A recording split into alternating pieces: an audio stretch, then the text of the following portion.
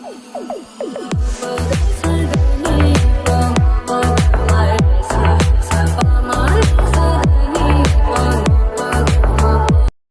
To channel. இன்னைக்கு நம்ம என்ன வீடியோ பார்க்க போறோம்னா சரவணன் டிகோஸ் சேனல்ல இருந்து ஜாய்ஸ் கேரோல் வின்சென்ட் அவங்களுக்கு என்ன நடந்துச்சு அந்த கேஸ் தான் பார்க்க போறோம். அப்படியே மறக்காம வீடியோக்கு லைக் பண்ணிடுங்க. நீங்க போற ஒரு லைக் தான் வீடியோ சஜஸ்ட் பண்ணிட்டே இருக்கும். ஸோ ப்ளீஸ் லைக் பண்ணிடுங்க. அப்படியே பிடிச்சிருந்தா சப்ஸ்கிரைபும் பண்ணிடுங்க. வாங்க வீடியோக்குள்ள போலாம்.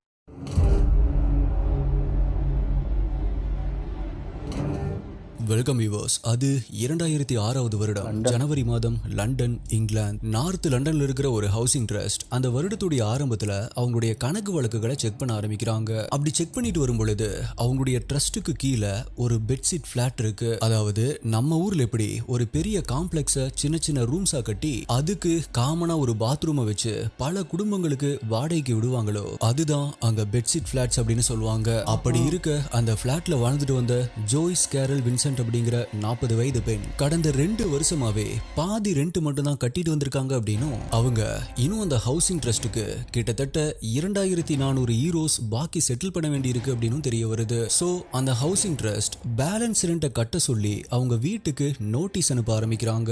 ஆனா பல முறை நோட்டீஸ் அனுப்பியும் கேரல் பாக்கி பணத்தை செட்டிலும் பண்ணல, அந்த நோட்டீஸ்க்கு எந்த ஒரு ரிப்ளையும் கொடுக்கல. சோ அந்த ஹவுசிங் ட்ரஸ்ட் இதுக்கு மேல வெயிட் பண்ணிட்டு இருக்க முடியாது அப்படின்னு ஒரு 20 நாட்கள் கழிச்சு, அதாவது ஜனவரி 25, 2006 அன்னைக்கு அந்த ட்ரஸ்டோட அதிகாரிகளை அந்த வீட்டுக்கு அனுப்புறாங்க. அப்படி கேரளுடைய அபார்ட்மெண்ட்டுக்கு போன அந்த அதிகாரிகளோ வீட்டுடைய கதவை தட்ட ஆரம்பிக்கிறாங்க. வீட்டுக்குள்ள டிவி ஓடிட்டு இருக்கிற சத்தம் இவங்களுக்கு கேக்குது.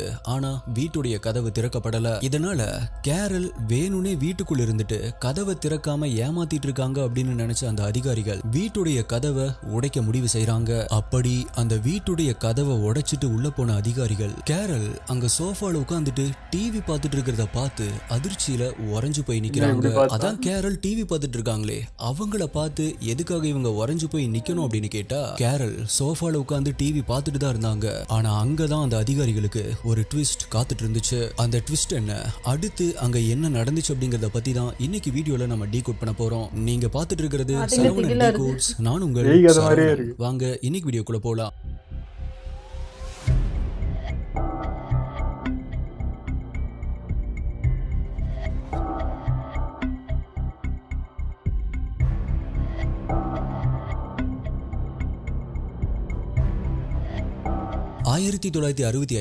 அக்டோபர் 19 லண்டன்ல இருக்கிற ஹேமர் ஸ்மித் அப்படிங்கிற மாவட்டத்தில் இருந்த லாரன்ஸ் மற்றும் லிரிஸ் தம்பதிக்கு கடைசி மகளா பிறந்தவங்க தான் ஜாய்ஸ் கேரல் வின்சென்ட். என்னதான் ஏழ்மையான குடும்பத்துல பிறந்திருந்தாலுமே கேரளுடைய வாழ்க்கை சந்தோஷமா தான் போயிட்டு இருந்துச்சு. ஆனா அவங்க சந்தோஷத்தை கெடுக்கிற மாதிரி கேரளுக்கு 11 வயசு இருக்கும் பொழுது அவங்க அம்மா இறந்து போயிடுறாங்க. அதுக்கப்புறமா அவங்கள பொறுப்பா வளர்க்க வேண்டிய அவங்களுடைய அப்பாவோ பொறுப்பு இல்லாம பொண்ணை வளர்க்கறத விட்டுட்டு மத்த பெண்கள் பின்னாடி சுத்த ஆரம்பிக்கிறாரு. இதனால கேரல் கூட பிறந்த அவங்களுடைய அக்கா தான் அவங்கள வளர்க்க ஆரம்பிக்கிறாங்க. கேரலும் கொஞ்சம் கொஞ்சமா அவங்களுடைய அம்மா இருந்த சோகத்திலிருந்து மீண்டு இயல்பு வாழ்க்கையை வாழ ஆரம்பிக்கிறாங்க.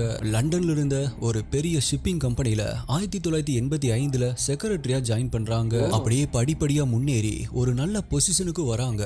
ஆனா இது எல்லாமே மார்ச் 2001 வரைக்கும் தான்.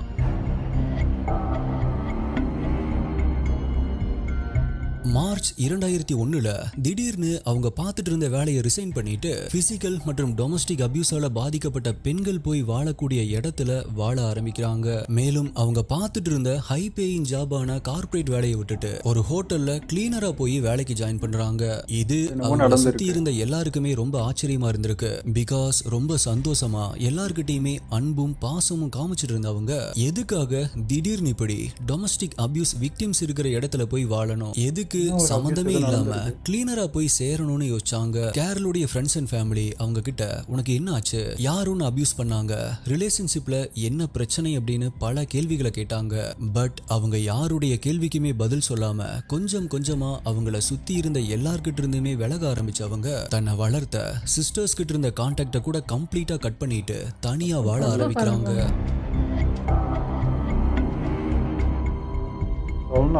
அவங்களுடைய ஃப்ரெண்ட்ஸ் அண்ட் ஃபேமிலியோ சரி அவ ஏதோ ஒரு விதத்துல டொமஸ்டிக் அபியூஸால பாதிக்கப்பட்டிருக்கா, அது அவளை ரொம்பவே அஃபெக்ட் பண்ணிருக்கு போல.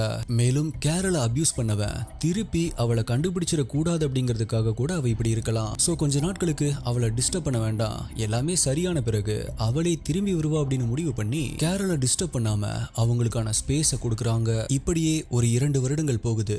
2003 பிப்ரவரியில கேரல் அந்த டொமஸ்டிக் அபியூஸ் விக்டிம்ஸ்க்கான ஷெல்டர்ல இருந்து நம்ம இன்ட்ரோல பார்த்த அந்த பெட்ஷீட் ஃபிளாட்ஸுக்கு மூவ் ஆகியிருக்காங்க. ஒரு காலத்துல ரொம்பவே சந்தோஷமா பல கனவுகளோட வாழ்ந்துட்டு இருந்தவங்க இப்ப உலகத்தையே வெறுத்து போய் வாழ்க்கை மேலையும் மனிதர்கள் மேலையும் எந்த ஒரு நம்பிக்கையுமே இல்லாம தனியா வாழ்ந்துட்டு இருந்தாங்க. அப்படி இந்த பெட்ஷீட் ஃபிளாட்ஸுக்கு மூவ் ஆனதுக்கு அப்புறமா டிசம்பர் 2003 வரைக்குமே கேரல் ஒரு மாதம் கூட தவறாம அவங்களுடைய முழு ரெண்ட்டை அந்த ஹவுசிங் ட்ரஸ்ட்டுக்கு கட்டிட்டு வந்திருக்காங்க. பட் டிசம்பர் 2003 இருந்து அந்த ஹவுசிங் ட்ரஸ்ட் செக் பண்ற வரைக்கும், அதாவது ஜனவரி 2006 வரைக்கும் கிட்டத்தட்ட 2 வருடங்களா பாதி ரெண்ட்டை மட்டும் தான் கட்டிட்டு வந்திருக்காங்க. அதுக்கப்புறமா தான் நம்ம இன்ட்ரோல பார்த்த மாதிரி ஹவுசிங் ட்ரஸ்ட் அதிகாரிகள் இவங்க கதவை திறக்கல அப்படின்னு கதவை உடைச்சிட்டு உள்ள போறாங்க.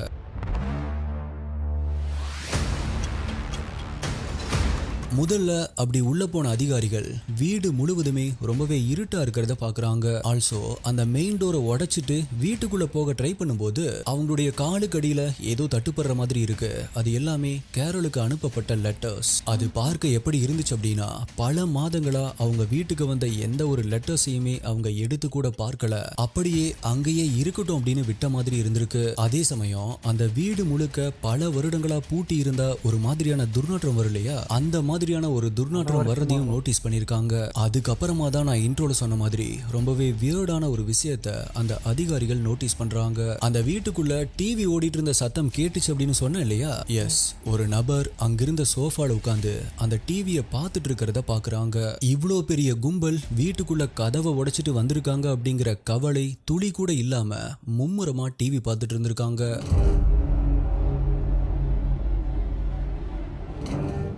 இதுவே அங்கிருந்த அதிகாரிகளுக்கு ரொம்பவே வியர்டாவும் ஒரு விதமான பயத்தையும் கொடுக்க ஆரம்பிச்சது. ஆனா மனசுல தைரியத்தை வர வச்சுட்டு அந்த அதிகாரிகள் அங்க இருக்கீங்களா அப்படின்னு சத்தம் போட ஆரம்பிக்கிறாங்க. பட் அங்க சோஃபால உட்கார்ந்துட்டு இருந்த அந்த நபர்கிட்ட இருந்து எந்த ஒரு ரியாக்ஷனுமே இல்ல. ஆல்சோ அந்த வீடு முழுக்கவே ரொம்பவே இருட்டா இருந்ததால இவங்களால அந்த நபரை கிளியரா பார்க்கவும் முடியல. சோ அந்த இருட்டுல எப்படியோ லைட் சுவிட்சை தேடி வீட்டுடைய லைட்டை ஆன் பண்றாங்க. அப்படி லைட்டை ஆன் பண்ணி பார்த்த அந்த அதிகாரிகள் பயத்துல உறைஞ்சு போய் நின்னாங்க. அங்கிருந்த காட்சியை பார்த்த அந்த அதிகாரிகள் தலை சுத்தி மயக்கம் போட்டு கீழே விழுந்திருந்தாலும் அது ஆச்சரியப்படுறதுக்கு இல்ல. பிகாஸ் அங்க உட்கார்ந்து டிவி பார்த்துட்டு இருந்த நபர் கேரளோ இல்ல வேற ஒரு நபரோ கிடையாது. அங்க உட்கார்ந்து டிவி பார்த்துட்டு இருந்தது ஒரு முழு மனித எலும்பு கூடு.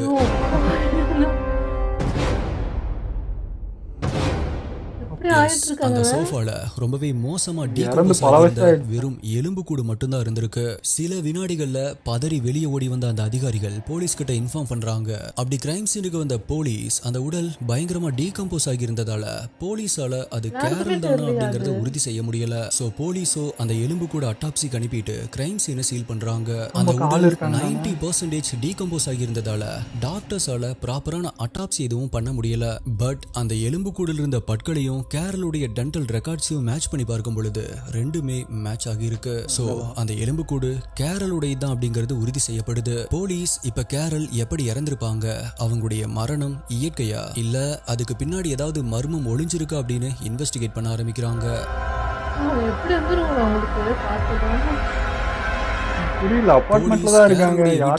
பார்க்கும் பொழுது வீட்டுக்குள்ள இருந்த ஃப்ரிட்ஜ்ல சில உணவுப் பொருட்கள் இருந்திருக்கு. அந்த பொருட்களுடைய எக்ஸ்பைரி டேட்டை செக் பண்ணி பார்க்கும்போது அது டிசம்பர் 2003லயே எக்ஸ்பைர் ஆன பொருட்கள் அப்படின்னு தெரிய வருது. மேலும் கரெக்டா டிசம்பர் 2003 இருந்து தான் அவங்க ஒழுங்கா ரெண்ட் கட்டல அப்படிங்கிற விஷயமும் போலீஸ்க்கு தெரிய வருது. இந்த விஷயங்களை எல்லாம் செக் பண்ணி பார்த்த போலீஸ் அவங்க டிசம்பர் 2003லயே இறந்திருக்கணும் அப்படிங்கிற முடிவுக்கு வராங்க.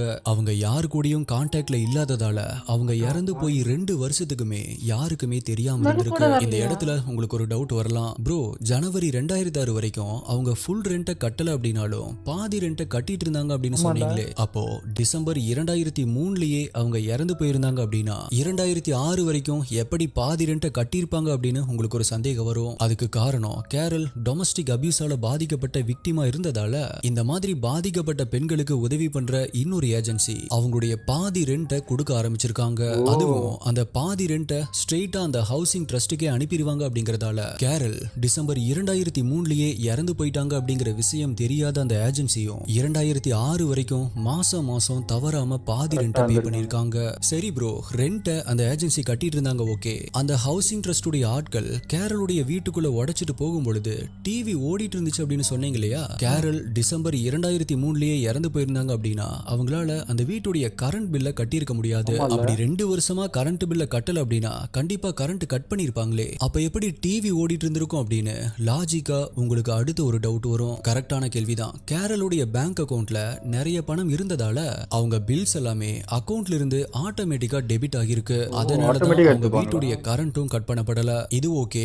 2 வருஷமா கண்டினியூஸா ராத்திரி பகல் அப்படின்னு ஒரு வீட்ல டிவி சத்தம் கேட்டுட்டு இருந்திருக்கு. ஆல்சோ நம்ம பக்கத்து வீட்ல இருக்கிற ஒரு நபர் வெளியவே வரல அப்படிங்கும்போது அந்த பிளாட்ஸ்ல இருந்த ஒருத்தருக்கு கூடவா டவுட் வரல அப்படிங்கிற அடுத்த கேள்வி உங்களுக்கு வரும். வெள்ளு குடும்பம் வராது.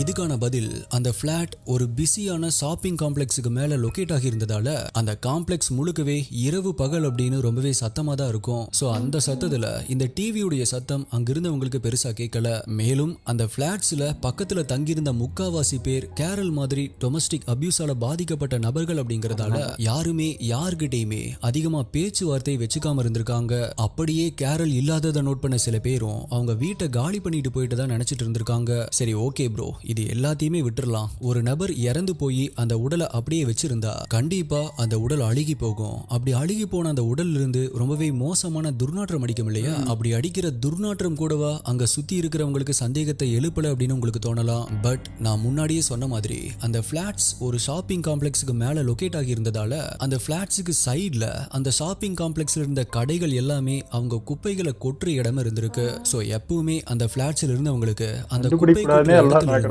ஒரு வகையான துர்நாற்றம் அடிச்சுட்டே தான் இருந்திருக்கு. சோ அந்த துர்நாற்றம் தான் இது அப்படின்னு நினைச்சிட்டு இருந்தவங்க அதை பெருசா கண்டுக்காம விட்டுருக்காங்க.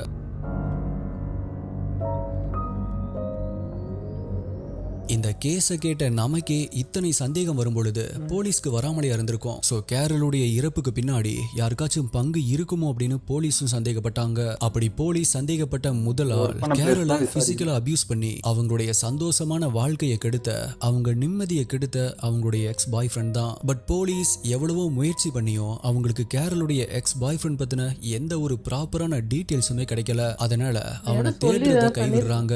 இப்ப போலீஸுடைய அடுத்த சந்தேகம் கேரள சிஸ்டர்ஸ் மேல திரும்பிச்சு. அது எப்படி பல வருடங்களா உங்க சொந்த தங்கச்சி என்ன ஆனா அப்படின்னு கூட தெரியாம போலீஸ்ல ஒரு மிஸ்ஸிங் கம்ப்ளைண்ட் கூட கொடுக்காம எப்படி அப்படியே விட்டுட்டு இருப்பீங்க அப்படின்னு ஒரு கேள்வியை போலீஸ் அவங்க சிஸ்டர்ஸ் கிட்ட முன் வச்சாங்க. பட் கேரல் அவங்க சிஸ்டர்ஸோட கம்ப்ளீட் கான்டாக்ட கட் பண்ணதால அவங்க எங்க இருக்காங்க அப்படின்னு இவங்களால ட்ரேஸ் பண்ண முடியாம போயிருக்கு. பட் இருந்தாலுமே அவங்க சிஸ்டர்ஸ் கேரல் எங்க இருக்கா, என்ன பண்ணிட்டு இருக்கா அப்படிங்கறத தெரிஞ்சுக்க ஒரு பிரைவேட் டிடெக்டிவ ஹையர் பண்ணிருக்காங்க. பட் அந்த டிடெக்டிவாலையும் கேரல் எங்க இருக்காங்க அப்படிங்கறத கண்டுபிடிக்க முடியாம இருந்திருக்கு. அதே நேரத்துல கிரைம் சீனை சோதனை பண்ணி பார்த்த வரைக்கும் போலீஸ்க்கு கேரளுடைய இறப்பை கொலையா கன்சிடர் பண்ற மாதிரியான எந்த ஒரு சின்ன ஆதாரம் கூட கிடைக்கல. இறுதியா கேரளுடைய அட்டாப்சி ரிப்போர்ட்டும் போலீஸோடைய கையில கிடைக்குது. அப்படி கிடைச்ச அந்த அட்டாப்சி ரிப்போர்ட் போலீஸ்க்கு இந்த கேஸ்ல கேரளுடைய இறப்புக்கு பின்னாடி இருந்த எல்லா சந்தேகங்களையும் தீர்த்து வச்சது.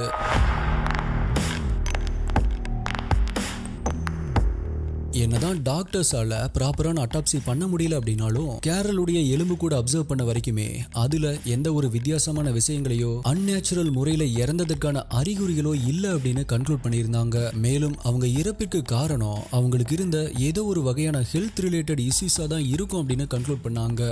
இந்த கன்க்ளூஷனை சப்போர்ட் பண்ற மாதிரி கேரல் இறப்பதற்கு கொஞ்ச நாட்களுக்கு முன்னாடி, அதாவது நவம்பர் 2003 ரத்த வாந்தி எடுத்து ஹாஸ்பிட்டல் அனுமதிக்கப்பட்டிருக்காங்க. அப்படி அவங்க எதுக்கு ரத்த வாந்தி எடுத்திருக்காங்க அப்படின்னு செக் பண்ணி பார்க்கும் பொழுது கேரல் தீவிரமான அல்சர் நோயால பாதிக்கப்பட்டிருக்காங்க அப்படின்னு தெரிய வந்திருக்கு. அது மட்டும் இல்லாம அவங்க ஒரு ஆஸ்துமா பேஷண்ட் அப்படிங்கறதும் தெரிய வந்திருக்கு. சோ அவங்களுடைய இறப்பிற்கு காரணம் அவங்களுக்கு இருந்த அல்சர் ஆர் ஆஸ்துமா தான். சோஃபால உட்கார்ந்து டிவி பார்த்துட்டு இருக்கும்போது அந்த நோயுடைய ஏதோ ஒரு விதமான கேரல் இறந்து போயிருக்கணும். மத்தபடி இந்த கேஸ்ல எந்த விதமான மர்மமும் இல்ல அப்படின்னு போலீஸ் இந்த கேஸை க்ளோஸ் பண்ணிடுறாங்க. ஃபைனலா கேரலுக்கு முறையான இறுதி அஞ்சலியும் செலுத்தப்படுது. என்னை பொறுத்த வரைக்குமே உண்மையாவே கேரளுடைய இறப்பிற்கு காரணம் ஆஸ்துமாவோ அல்லது அல்சரோ கிடையாது. அவங்க இறப்பிற்கு காரணம் தனிமை. சுத்தி 100 பேர் இருந்துமே தனிமையில வாழ்ற மாதிரியான கொடுமையான விஷயம் இந்த உலகத்துல எதுவுமே கிடையாது. உங்களை சுத்தி வயசானவங்க மற்றும் தனியா இருக்கிற நபர்கள் யாராவது பாத்தீங்க அப்படின்னா நீங்க பெருசா ஒன்றும் பண்ண வேண்டாம். டெய்லியும் அவங்க கிட்ட போய் ஜஸ்ட் சிரிச்சுட்டு நல்லா இருக்கீங்களா, குட் மார்னிங் அப்படின்னு சொல்லிட்டு 2 வார்த்தை அன்பா பேசுங்க. அது அவங்களுடைய வாழ்க்கையில மிகப்பெரிய மாற்றத்தை உருவாக்கும். மேலும் நீங்க ஏதாவது ஒரு வகையில டொமஸ்டிக் அபியூஸால அல்லது பிசிக்கல் அபியூஸால பாதிக்கப்பட்டிருக்கீங்க அப்படின்னா தைரியமா வெளியே வந்து அதை பத்தி அந்த நபரை பத்தி பேசுங்க. கொலைக்கிற நாயை பார்த்து பயந்து ஓட ஆரம்பிச்சா அது நம்மள தான் துரத்தும். அதுவே தைரியமா திரும்பி கல்லை தூக்கி அது மேல எரிய வேண்டாம், கல்லை தூக்குனாலே போதும், அது பயந்து ஓடிரும். அதே ஃபார்முலாவை தான் அந்த மாதிரியான மனித மிருகங்களுக்கு எதிராகவும் ஃபாலோ பண்ணணும். So dear SDA HD investigators, நீங்க இந்த கேஸை பத்தி என்ன நினைக்கிறீங்க? உங்களுடைய கருத்துக்களை மறக்காம கீழே கமெண்ட் பண்ணுங்க. உங்களுடைய பெஸ்டான கமெண்ட் அடுத்த வீடியோல வரும். இதே மாதிரியான வேற ஒரு வீடியோல மீட் பண்றேன். நன்றி, பாய். சரவணன் டி கோச்சோட பெரிய ஃபேன்ஸ் நாங்கள் நிறையவே ஃபாலோ பண்ணியிருக்கோம் அவரை. ரொம்பவே பிடிக்கும் அவர் எக்ஸ்பிளனேஷன், அவர் சொல்கிற விதம் இருக்கு, அதுதான் நம்மளை வந்து ரொம்ப இன்ட்ரெஸ்டாக அது உட்கார வைக்கும். இன்ட்ரெஸ்டாவும் இருக்கும், பயமாவும் இருக்கும். அவர் சொல்கிறதுல நம்மளுக்கு பயம் பீதிலாம் கிளம்பிடும். ப்ளஸ் அந்த கேஸ் அப்படி தான் நடந்திருக்கும். உள்ளே இருக்கிற விஷயங்கள் அதை இவர்கிட்ட இருந்து நம்ம நிறைய இன்ஃபர்மேஷன் எடுத்துக்கலாம். என்னெல்லாம் இருக்கும், எப்படிலாம் சேஃப்டி பண்ணிக்கணும், ஒரு வீடியோ ஒரு இதில் இருக்குன்னா எந்த அளவுக்கு நம்ம சேஃப்டியாக இருக்கணுன்றது இவர் வீடியோ பார்த்து நிறைய தெரிஞ்சுக்கலாம். குறிப்பாக பெண்கள் நிறைய தெரிஞ்சுக்கலாம். இதில் இருந்து பெண்கள் குழந்தைங்கள்லாம் எப்படி பார்த்துக்கணும், என்னென்னலாம் நம்ம சேஃப்டி பண்ணிக்கிட்டா நல்லதுன்றதை இவர் வீடியோ வந்து நிறையவே எடுத்துக்கலாம். அந்த மாதிரி தான் இந்த கேஸுமே இருக்குது. நான்லாம் வந்துங்க ஃபர்ஸ்ட் ஒரு வீடியோ பார்க்கும்போது பயந்து பார்த்தேன். பயப்படுவேன், ரொம்ப பயந்தேன். நான் தனியாக ஒரு வீடியோ பார்க்கவே மாட்டேன், பார்க்கறதே விட்டுட்டேன். அதுக்கப்புறம் சரி அது ஒரு கதை தானே, நமக்கு அந்த ஒரு கான்ஃபிடென்ட் தைரியம் கூட இல்லைன்னா எப்படின்னு சொல்லிட்டு ரொம்ப என்னை நானே கம்பல் பண்ணிக்கிட்டு ஒரு வீடியோ தனியாக பார்க்க ஆரம்பிச்சு. அப்போ அந்த பயமே போயிடுச்சு. அதுக்கப்புறம் நிறைய ஒரு வீடியோ நான் பார்த்தேன். நம்ம எடுத்துக்கிட்டு அது கேஸ் நிறைய வர ஒரு கேஸுக்கு சம்மந்தப்படுறப்போ இன்னொரு கேஸ் பார்த்தா இது கம்மியாக தெரியும், இது என்னடா அதோட மோசமாக இருக்கேன்ட்டு அப்படி போவோம். அந்த மாதிரி தான் இருக்கும். ஒரு கேஸில் நம்ம பார்க்குறோம் இப்படிலாம் நடந்துச்சு, அது நம்ம ஊர்லாம் நடக்குதா அப்படின்ட்டு ரொம்ப ஷாக்காக இருக்கும். ஃபாரின்லாம் அங்கெல்லாம் அப்படி நடக்கும்னு பார்த்தா நம்ம ஊர்லேயும் நடக்கும், சைக்கோங்க இருப்பாங்க, அதெல்லாம் பார்க்குறப்ப பீதி அடி நம்மளும் அந்த சொசைட்டிலாம் வாழ்ந்துனுக்கிறோமான்னு ஒரு மாதிரி பயம் வந்துடும். ஒரு அவேர்னஸ் தான், நல்லா உஷாராக இருக்கணும். அதே மாதிரி இந்த கேஸ்லேருந்து நம்ம எடுத்துக்கிறது என்னன்னா, யார்ட்டையுமே எதை பற்றியுமே சொல்லாமல் தன்னைத்தானே தனிமைப்படுத்திக்கு. இது மாதிரி நிறைய பேர் இருக்காங்க. ஒரு இது நடக்குது, நம்ம வந்து ஒரு ஏமாந்துட்டோம், துரோகம் ஆகிட்டோம், இல்லை எதனா ஒன்றுனா அதை சொல்கிறதுக்கு அவ்வளோ தயக்கம். சொன்னால் நம்ம ஒரு மாதிரி நம்மளே லோ பண்ணிக்கிறோம். நமக்கு தான் அசிங்கம், நம்ம ஏமாந்துட்டோம், இவ்வளோ இருந்தோம், படிச்சிருக்கோம், இது பண்ணியிருக்கோம், ஆனாலும் நம்ம ஏமாந்துட்டோம். இதை வந்து அவங்களாலே ஏற்றுக்க முடியல. ஃபஸ்ட்டு இதுதான் அவங்க தனிமைப்படுத்துறதுக்கான காரணமே அதுதான். அவங்களாலே அதை ஏற்றுக்க முடியாது, மனசு ஏற்றுக்காது. நம்ம எப்படி இப்படி விட்டுட்டோம், ஏமாந்துட்டோம்னு அவங்களுக்குள்ளேயே இருக்கும். அது மற்றவங்கள்ட்ட சொன்னாலும் நம்மளுக்கு தான் அட்வைஸ் விழுன்ற அந்த இதுலேயே அவங்களே அப்படியே ஒதுங்கிப்பாங்க. ஸோ அந்த மாதிரி தான் பண்ணியிருக்காங்க. ஆனால் இவங்க வெளியே ஆள் பரவாயில்லைங்க, வீட்டில் இருக்கிறவங்கள்ட்ட அது சொல்லியிருக்கலாம். ஏதோ ஒருத்தன் ஏமாத்திட்டு போனதுக்கு தன்னைத்தானே அழிச்சிக்கிறதுல என்ன நியாயம் இருக்குது?